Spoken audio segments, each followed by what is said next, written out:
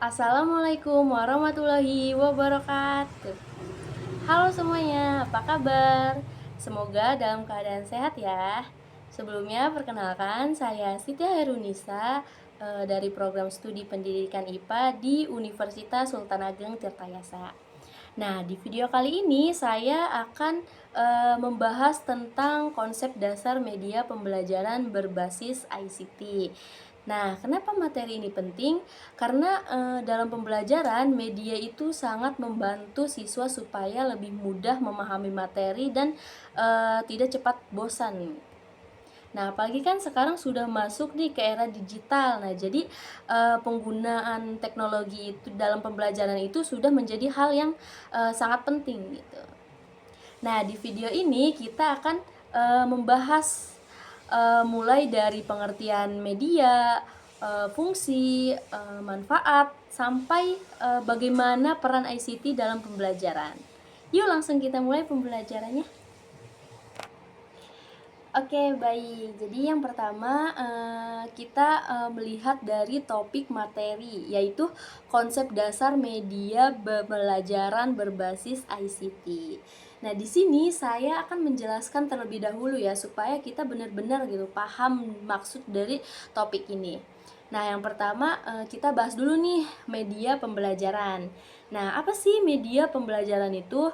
Nah, jadi media pembelajaran itu yaitu segala sesuatu yang digunakan untuk membantu proses penyampaian materi dari guru kepada siswanya.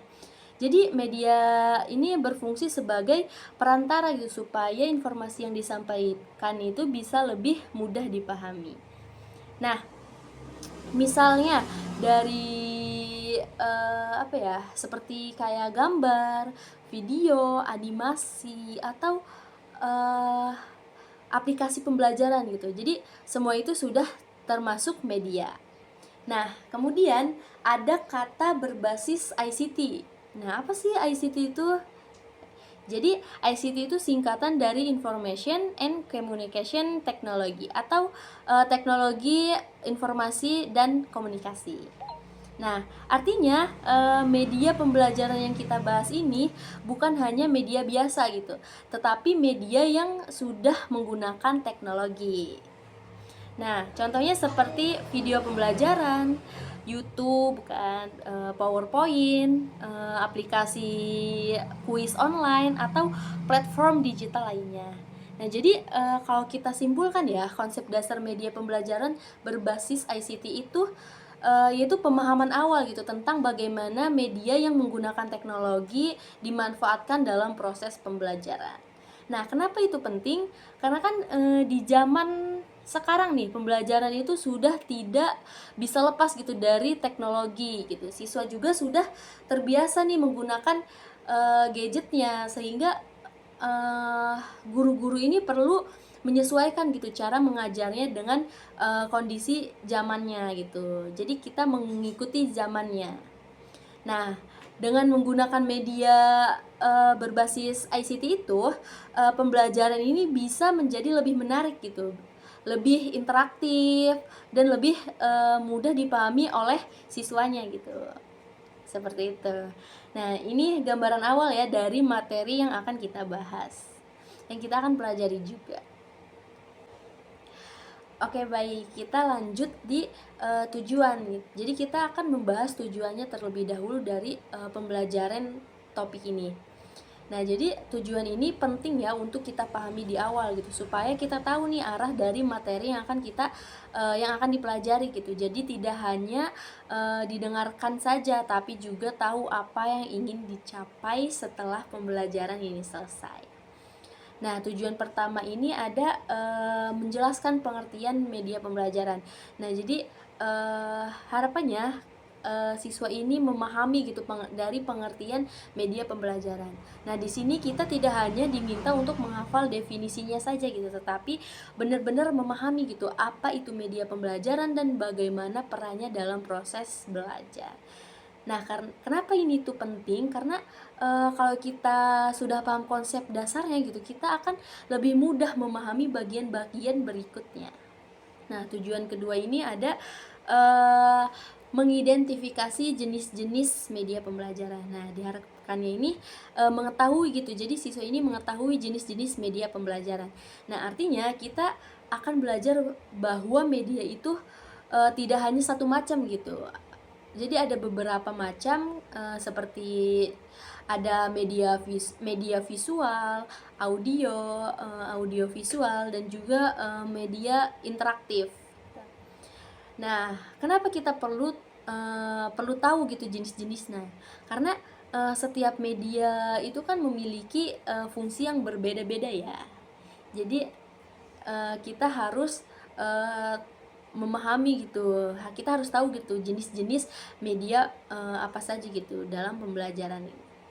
Nah, selanjutnya ada tujuan ketiga gitu, yaitu memahami fungsi dan manfaat media pembelajaran. Nah, ini juga penting sekali ya, karena dengan memahami fungsi dan manfaatnya kita jadi tahu gitu alasan kenapa media itu digunakan.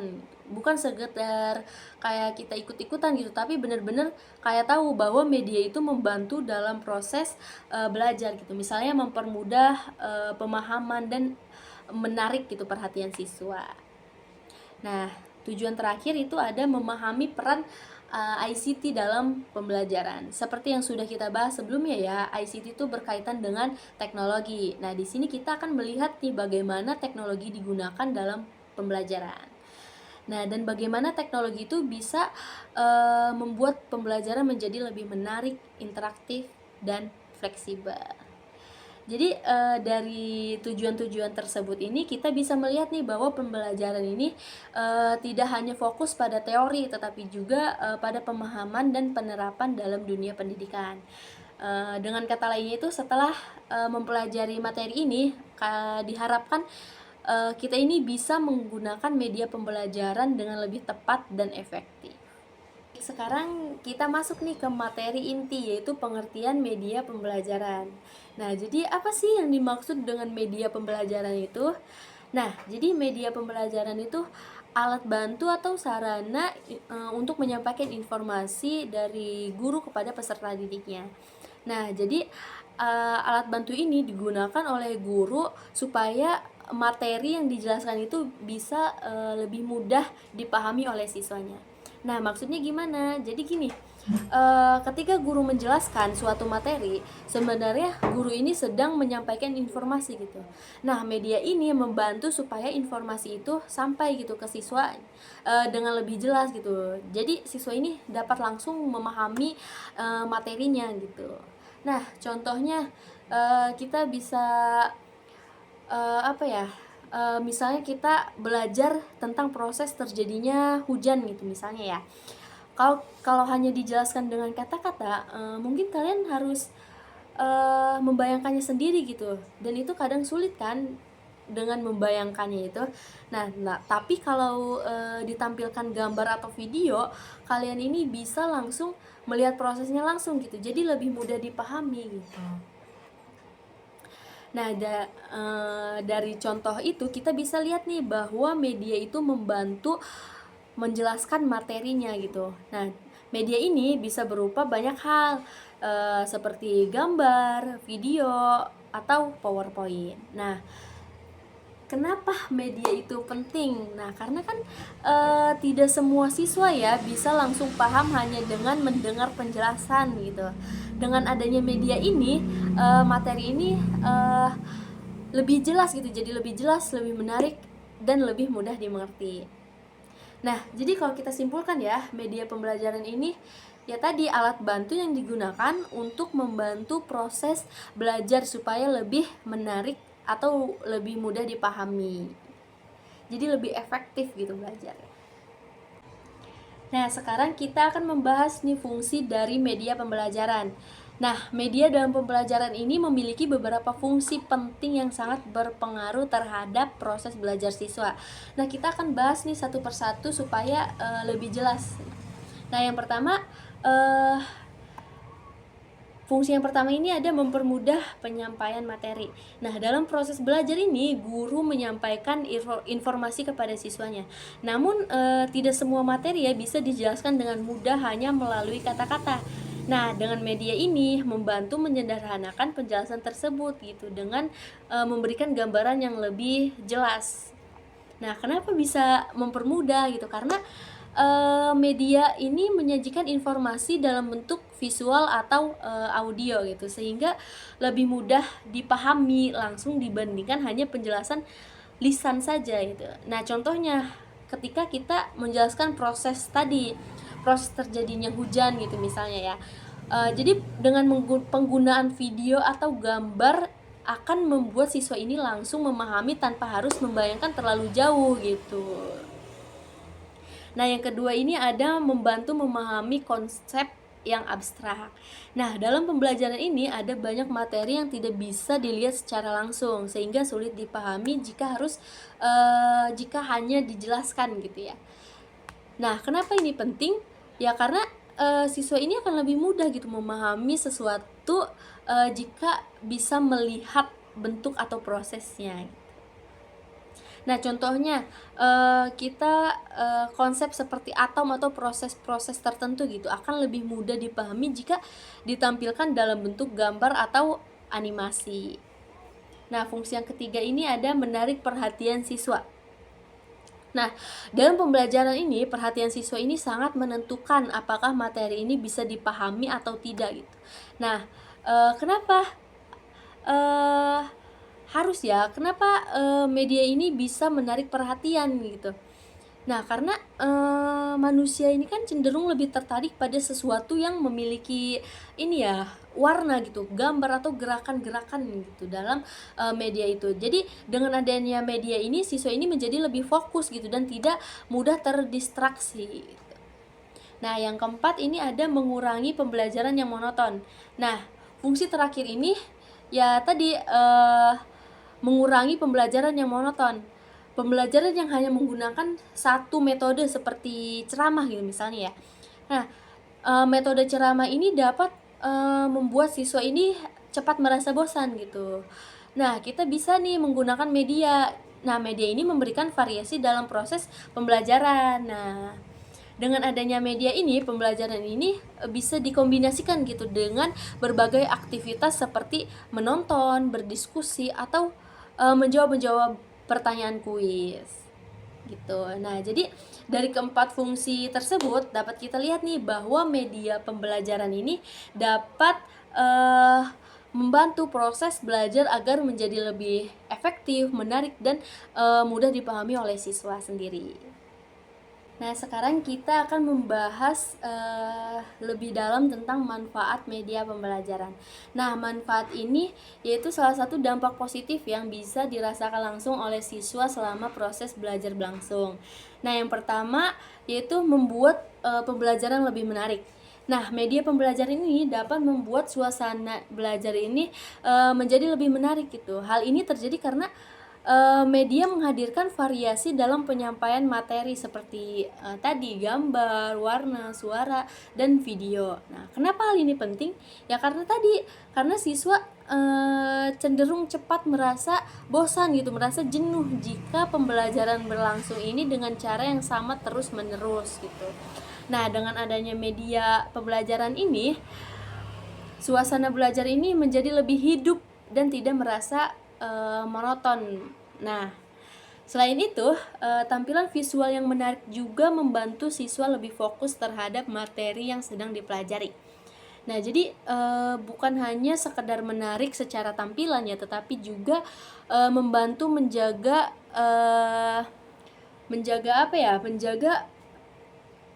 perhatian siswa gitu selama pembelajaran berlangsung. Nah, ada manfaat yang kedua yaitu meningkatkan motivasi belajar. Nah, media juga memberikan manfaat dalam meningkatkan motivasi belajar siswa.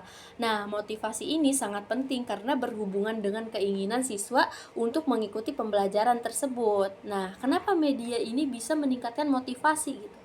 Nah, karena siswa ini merasa pembelajaran ini lebih menyenangkan dan tidak membosankan. Ketika siswa merasa nyaman dan tertarik, nah mereka ini akan lebih semangat gitu untuk belajarnya. Nah, selain itu, media juga bisa membantu siswa ini lebih aktif dalam proses belajarnya. Nah, misalnya ketika ada video atau pertanyaan kuis gitu, siswa ini menjadi lebih ingin mencoba dan terlibat langsung gitu dalam proses belajar. Nah, dampaknya siswa ini tidak hanya menjadi pendengar saja, tetapi juga ikut berpartisipasi gitu dalam pembelajaran. Nah, selanjutnya yaitu ada mempermudah pemahaman materi. Nah, media ini membantu siswa dalam memahami materi dengan efektif gitu. Kenapa bisa membantu pemahaman? Nah, karena media ini menyajikan informasi secara lebih jelas gitu, terstruktur dan mudah dipahami.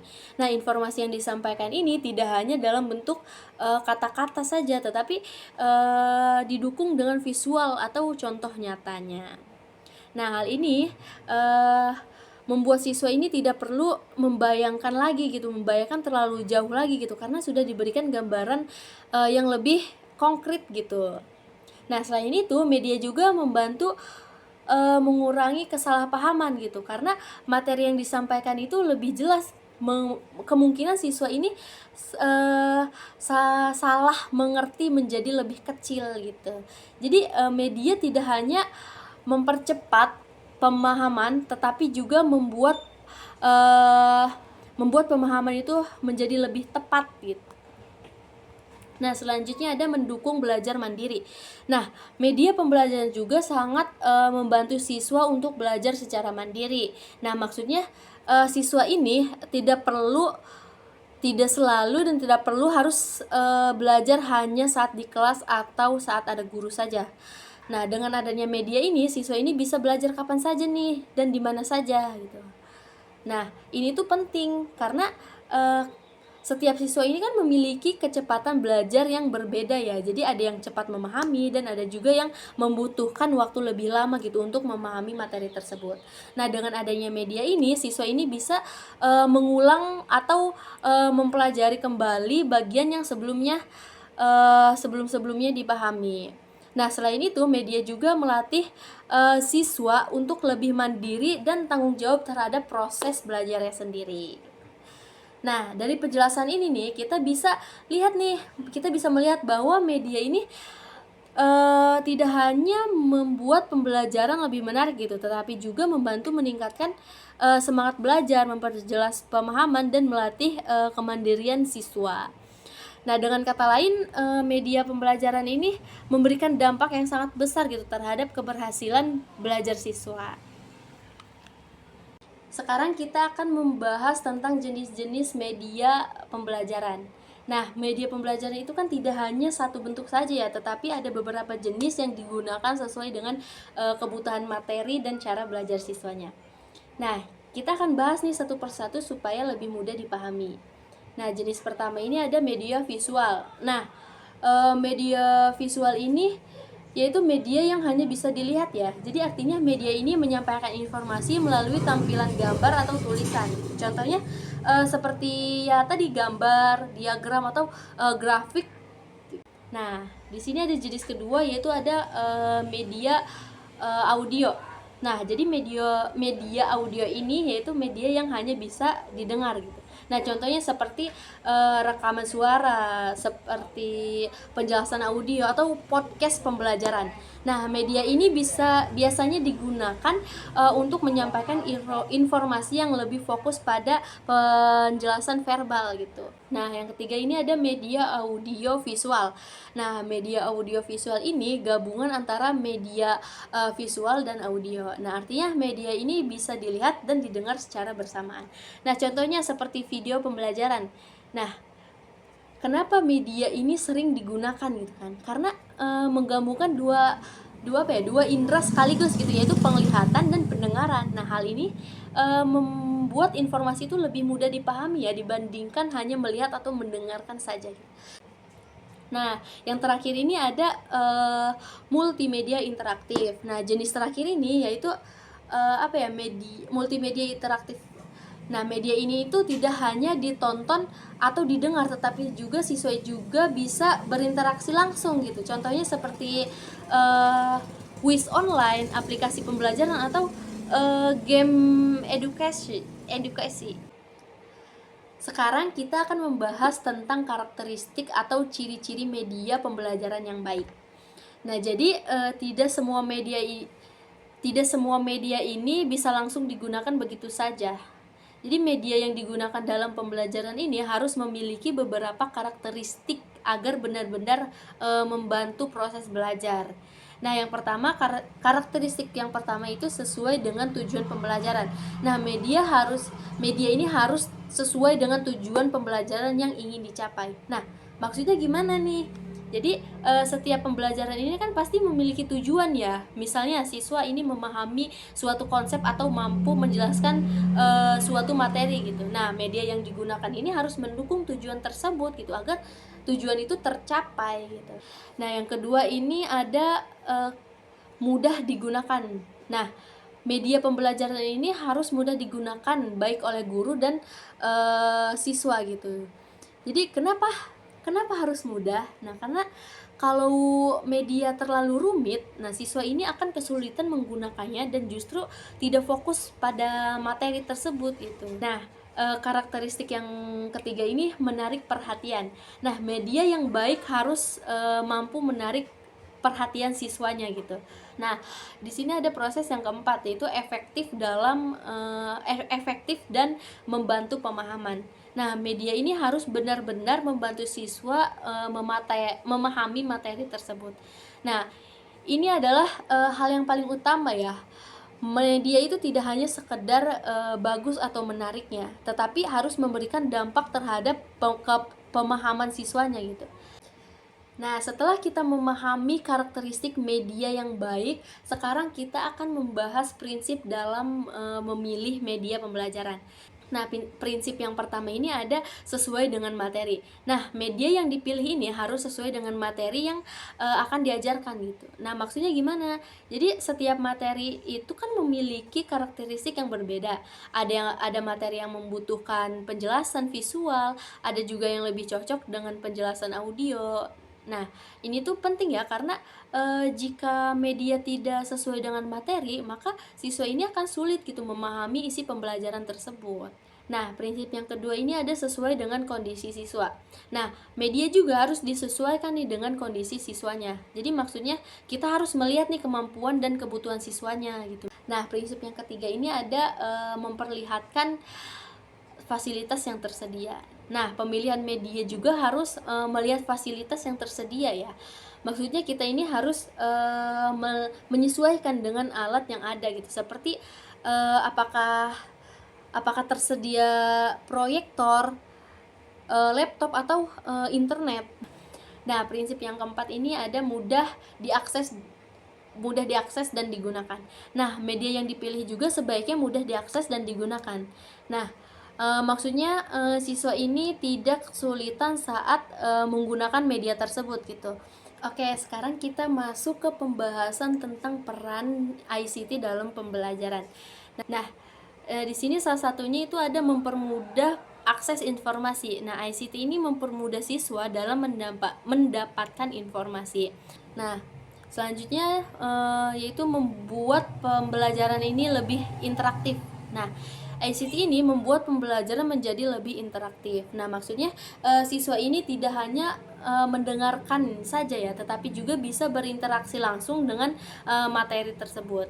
Nah, selanjutnya itu menyajikan materi lebih menarik. Nah, ICT ini membantu menyajikan materi dengan cara yang lebih menarik gitu.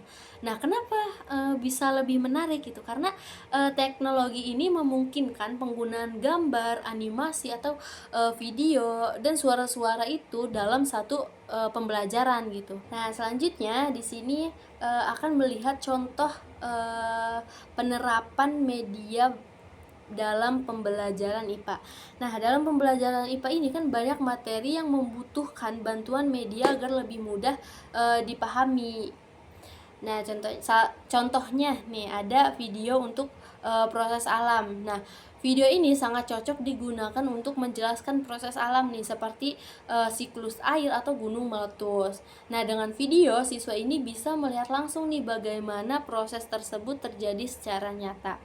Nah, hal ini membuat siswa lebih mudah memahami dibandingkan hanya membaca atau mendengarkan penjelasan. Nah, selanjutnya contoh selanjutnya itu ada animasi untuk konsep yang abstrak.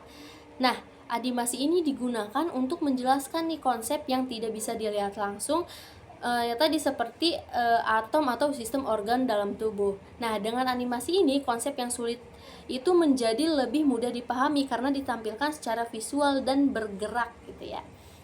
Nah, selanjutnya ada praktikum sederhana. Dalam IPA ini, praktikum ini sangat penting kan, karena siswa ini bisa langsung mencoba dan melihat hasilnya gitu. Misalnya percobaan tentang tekanan, gaya atau perubahan wujud benda gitu. Nah, dengan praktikum siswa ini tidak hanya memahami teori gitu, tapi juga mengalami langsung prosesnya gitu. Nah, yang terakhir ini ada kuis interaktif. Nah, kuis ini digunakan untuk mengevaluasi pemahaman siswa setelah belajar. Nah, dengan kuis ini, siswa ini bisa langsung mengetahui gitu apakah mereka sudah paham atau belum. Terus selain itu, kuis juga membuat pembelajaran ini lebih menarik dan tidak membosankan. Nah, jadi penggunaan media ini dalam pembelajaran IPA sangat penting karena ya tadi membantu memahami materi yang sulit menjadi lebih mudah dan lebih nyata gitu ya. Nah, selanjutnya saya akan melihatkan beberapa contoh aplikasi ICT yang sering digunakan dalam pembelajaran. Nah, aplikasi ini membantu proses belajar menjadi lebih mudah, menarik, dan interaktif. Nah, yang pertama ini ada aplikasi Canva. Nah, jadi aplikasi Canva ini kan sudah banyak digunakan oleh siswa. Maksudnya ini yang paling mudah gitu ya. Jadi Canva ini digunakan untuk membuat media pembelajaran seperti poster, presentasi atau infografis. Nah, dengan Canva ini tampilan materi ini menjadi lebih menarik karena kita bisa menambahkan gambar, warna dan desain yang bagus gitu.